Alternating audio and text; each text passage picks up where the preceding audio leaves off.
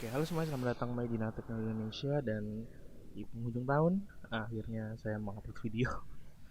Dan video kali ini kita akan bahas tentang 10 prediksi teknologi yang ada di Indonesia di tahun depan. Kira-kira apa aja? Langsung kita.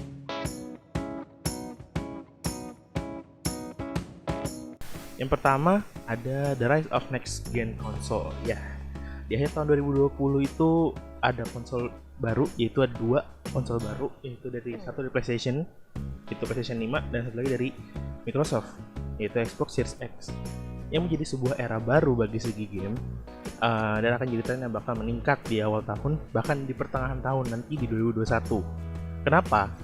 Karena banyak developer game yang akhirnya ngebuat game baru di next console, dan pada akhirnya kirim ke konsol kayak PS4, Xbox One X. Susah banget sih, jujur ya.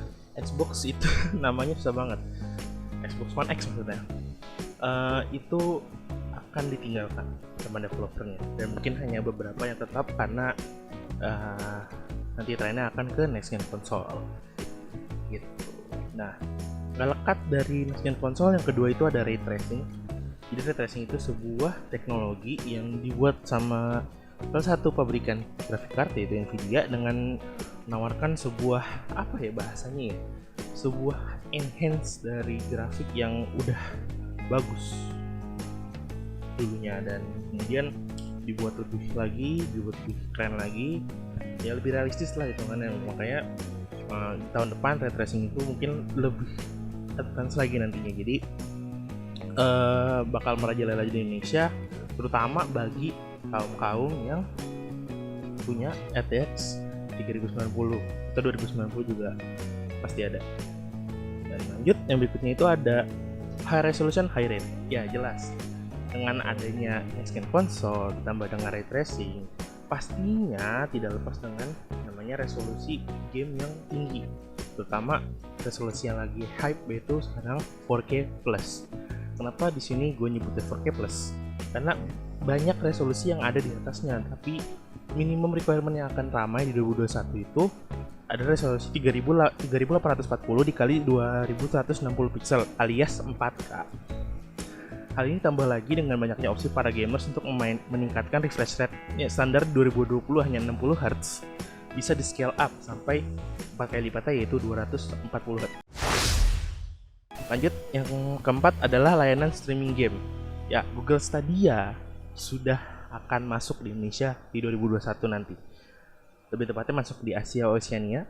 Dan buat teman-teman yang ragu mau beli next gen console karena masih batch pertama, karena takut ada masalah kayak error dan lain-lain dan belum perfect, Google Stadia adalah jawabannya, atau layanan streaming game lainnya. Nah, sayangnya tayangan live streaming ini harus bisa menjadi tren yang gagal karena internet Indonesia, ya tau lah ya, nggak ada, cepat juga enggak, lambat juga enggak, tapi nggak stabil gitu. Oke, kita lanjut ke yang berikutnya. Oke, yang berikutnya ada uji coba layanan 5G di Indonesia yang sudah ramai dibicarakan di luar negeri, ya, terutama di Korea saja sudah digunakan 5G. Tapi jadi uji coba layanan 5G di Indonesia ini pada 2021 nanti akan didukung dari beberapa provider yang sudah siap akan layanannya. Dan 5G ini akan ramai dibicarakan, apalagi demand atau permintaan masyarakat untuk internet yang lebih cepat sangat tinggi, jelas. Lagi ditambah tahun ini ada WFH, ya, di saya kuliahnya di rumah, semuanya serba di rumah, tidak bisa keluar. Dan sayangnya 5G ini menurut gue pribadi harusnya bisa nanti dulu lah, bukan jadi prioritas utama. Prioritas utamanya adalah meningkatkan dan meratakan layanan 4G di Indonesia sebelum balik ke layanan 5G ini. Buat Bapak Kominfo yang baru, ya, tolong semoga didengar. Yang berikutnya adalah ekosistem gadget dari produsen smartphone. Siapa sih yang nggak tahu AirPods Pro, bahkan yang terakhir yang headphone dari Apple yang harganya $500. Siapa yang nggak tahu sih? Ya, itu adalah ekosistem gadget dari salah satu produsen smartphone, yaitu Apple. Nah, menurut gue ekosistem gadget dari produsen-produsen lain itu akan akan mulai banyak di Indonesia, terutama karena Apple yang harganya tidak masuk akal. Dan satu lagi, emang produk Apple belum ada yang resmi, terutama di Indonesia. Ya mungkin kalian lihat kayak ada iBook Skobang, ada yang lain-lain. Ya itu hanyalah authorized reseller, bukan asli dari Apple. Beda sama Apple yang buat Apple Store kayak di Singapura dan lain-lain. Nah akhirnya seperti yang kita tahu, di akhir 2020 tuh udah banyak diperkenalkan dari produsen-produsen lain kayak Realme, Xiaomi, bahkan Oppo untuk mengeluarkan ekosistem mereka yang bisa dibilang membantu atau melengkapi smartphone yang udah kalian beli. Jadi mungkin contoh-contoh lainnya itu kayak TWS atau smartwatch, smartband, sampai sebuah backpack. Ya, Xiaomi sampai sebuah backpack atau bahkan laptop dan peralatan lainnya yang bisa mendukung lah untuk kalian punya smartphone. Adanya ekosistem artinya kalian pakai produknya yang sama mereknya gitu. Yang berikutnya adalah the way of vehicle, new way of vehicle. Ya, tren kendaraan listrik akan mulai berjalan di tahun 2021 karena di akhir tahun 2020 sebuah perusahaan asal Korea Selatan, Hyundai, mengeluarkan 2 kendaraan listrik barunya, yaitu Ioniq dan Kona Electric. Mungkin udah banyak yang tahu, lihat di YouTube-nya Ferrari dan lain-lain. Itu banyak yang akhirnya masyarakat ingin berpindah dari kendaraan yang jadul yang pakai tenaga bensin pindah ke tenaga listrik. Walaupun menurut gue kendaraan listrik masih akan baru mulai aja di tahun 2021 dan peaknya akan ada nanti di tahun-tahun berikutnya karena fasilitas lainnya seperti stasiun pengisian listrik SPLU itu masih sedikit di Indonesia. Dan nggak cuma mobil, motor juga ada ya, antara lain ada NIO dan ada Gesit dari Indonesia. Yang berikutnya,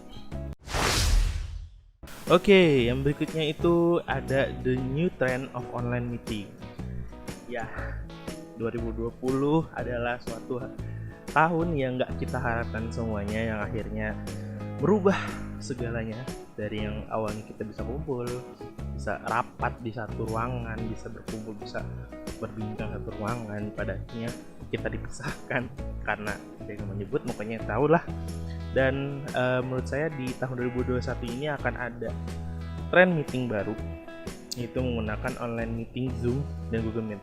Oke, gue tahu tahun ini udah dipakai, tapi tahun depan akan digabung dengan rapat-rapat offline lainnya. Jadi misalkan kita rapat offline, orang-orang yang jauh yang nggak bisa datang itu bisa melalui rapat online.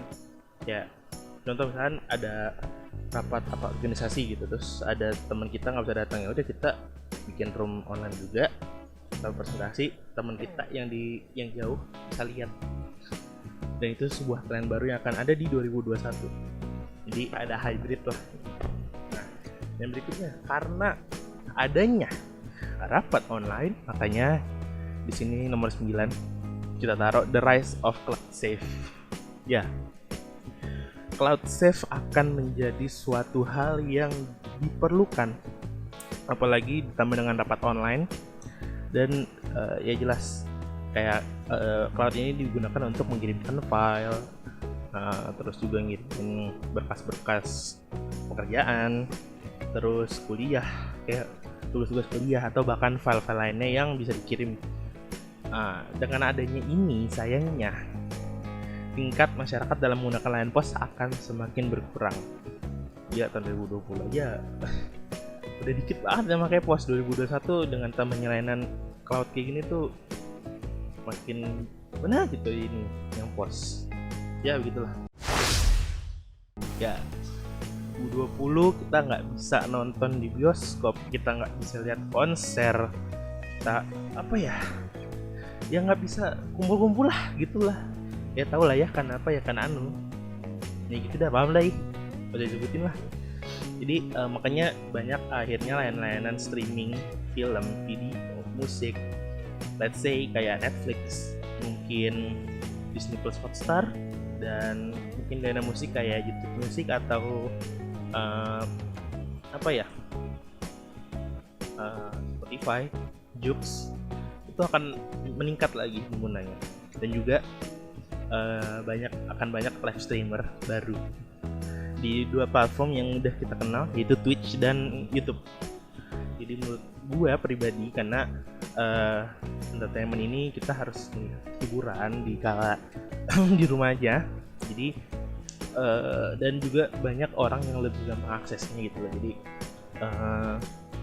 lebih fleksibel juga, mau nonton kapan, mau denger kapan, mau di pause dulu terus mau buang air besar atau dan lain-lain, itu lebih gampang dibanding kayak nonton di bioskop atau nonton konser offline gitu. Oke, jadi itu aja menurut gue prediksi teknologi terutama di Indonesia di tahun 2021.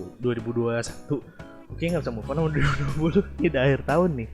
Dan gue berharap di tahun depan semoga kembali normal, tidak nggak ada kendala lagi, kita bisa kembali seperti dulu. Dan ya, gue terima kasih 2020 udah ngajarin semua hal yang baru di tahun ini kepada gue terutama. Dan insyaallah ya, mudah-mudahan Nano Teknologi akan upload lagi banyak video di 2021. Tungguin aja, jangan lupa. Oke? Jangan lupa di subscribe, jangan lupa di like, dan nyalain lonceng. Jangan lupa ngonya. Banyak yang subscribe kan nyalain lonceng, nggak usah tahu lah kalau ada video baru. Oke, gitu aja, sampai jumpa di video berikutnya. Dadah.